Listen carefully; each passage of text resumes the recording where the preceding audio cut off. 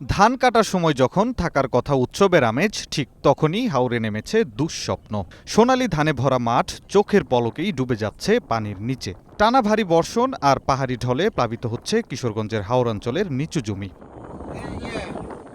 ইটনা, মিঠামইন, অষ্টগ্রাম, নিকলী, করিমগঞ্জ, হোসেনপুর ও বাজিতপুর উপজেলার বিভিন্ন হাওরে তলিয়ে গেছে প্রায় ৩,০০০ হেক্টর জমির পাকা ধান।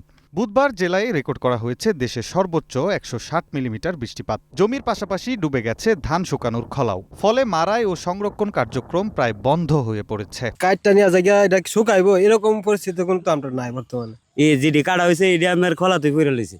এটা তো আর কোনো লইবার কোনো বাও নাই দিন না উঠলে। কৃষকরা বলছেন, হঠাৎ পানি বাড়ায় অনেক জায়গায় হারভেস্টার মেশিন নামানো যাচ্ছে না।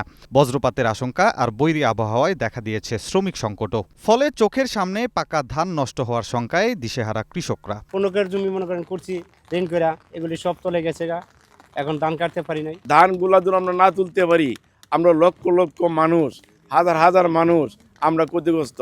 গাড়ি ধরে গেলে গাড়ি কাটে না, গাড়ি সিরিয়াল দেয় না। এটা করতে করতে ঘুরতে করতে করতে আজকে 10-15 দিন ঘুরতে ঘুরতে অনেকের সব চলে গেছে। কৃষি সম্প্রসারণ অধিদপ্তর বলছে, ক্ষতিগ্রস্ত কৃষকদের তালিকা প্রস্তুত করা হচ্ছে। ক্ষতিগ্রস্ত কৃষকের তালিকা প্রণয়ন করে সেগুলো যথাযথ কর্তৃপক্ষ বরাবর প্রেরণ করা হবে।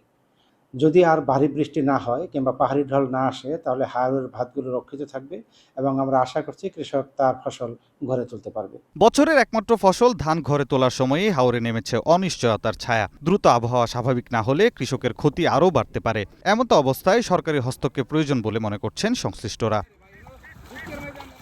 অনন্য সাদিক, গ্রিন নিউজ ডেস্ক।